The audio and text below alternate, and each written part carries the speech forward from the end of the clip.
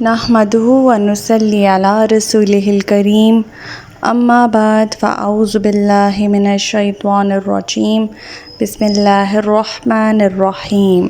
رب اشرح لی صدری ویسر لی امری واحلل عقدۃ من لسانی یفقہوا قولی۔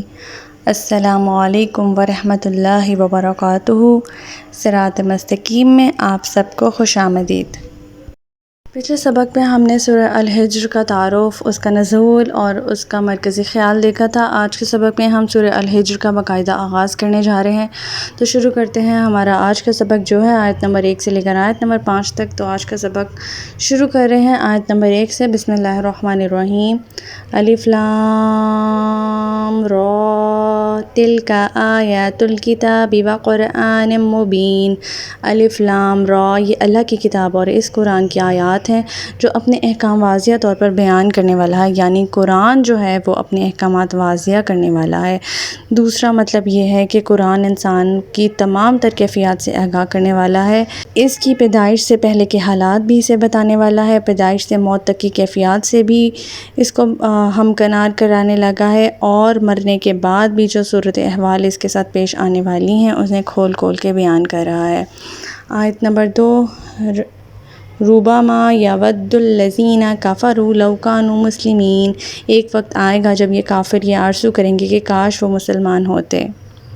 کافر کون سے وقت مسلمان ہونے کی خواہش کریں گے، یعنی اس کا معنی بعض اوقات اور اکثر اوقات بھی ہو سکتا ہے اور کبھی کبھی بھی ہو سکتا ہے، اور اس سے مراد ہر وہ وقت ہو سکتا ہے جب کسی کافر کو اپنی سابقہ زندگی اور اعمال پر حسرت اور ندامت ہوگی۔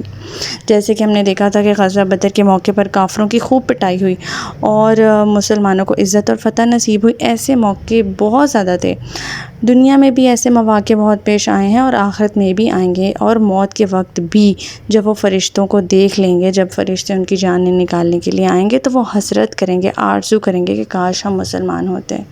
آیت نمبر 3۔ ذرہم یاکلوا ویتمتعوا ویلہم الامل فسوف یعلمون۔ آپ انہیں ان کے حال پر چھوڑ دیجئے کہ کچھ کھا لیں، مزے اڑا لیں، اور لمبی چوڑی امیدیں انہیں غافل کیے رکھیں، پھر جلد ہی انہیں سب کچھ معلوم ہو جائے گا۔ اللہ تعالیٰ فرما رہے ہیں کہ آپ کا کام ہے کہ آپ بس انہیں اللہ کا پیغام پہنچا دیں، اب انہیں ان کے حال پر چھوڑ دیں، یہ کھا لیں، مزے کر لیں، خوش گپیاں اڑا لیں، مذاق اڑا لیں، لمبی چوڑی امیدیں پال لیں، جلد ہی انہیں سب کچھ معلوم ہو جائے گا اور اللہ کے گرفت میں یہ لوگ آ جائیں گے۔ آیت نمبر 4۔ وَمَا أَهْلَكْنَا مِنْ قَرْيَةٍ إِلَّا وَلَهَا كِتَابٌ مَّعْلُومٌ۔ ہم نے جس بستی کو بھی ہلاک کیا تو اس کے لیے ایک مقررہ مدت لکھی ہوئی، یعنی ہر قوم کے اوپر، ہر بستی پر عذاب آنے کی ایک مدت مقرر ہوتی ہے، اس مدت سے نہ پہلے عذاب نازل ہو سکتا ہے اور نہ بعد میں۔ جب اللہ تعالیٰ نے جو مدت کسی بھی بستی کے تباہ کی مقصود رکھی ہوئی ہے، اسی مدت پہ اللہ تعالیٰ اسے فنا کرتا ہے۔ آیت نمبر 5۔ ما تسبق من امۃ اجلھا وما یستأخرون۔ کوئی قوم اس مقررہ مدت سے پہلے ہلاک نہیں ہو سکتی اور نہ ہی اس مدت کے بعد بچی رہ سکتی ہے۔ تو ہمارا آج کا سبق یہیں تک تھا۔ اللہ تعالیٰ سے دعا ہے کہ اللہ تعالیٰ قرآن پاک کے احکامات پہ ہمیں عمل پیرا ہونے کی توفیق عطا فرمائے۔ اللہ پاک ہمیں ہدایت دے کہ جس کے بعد گمراہی نہ ہو۔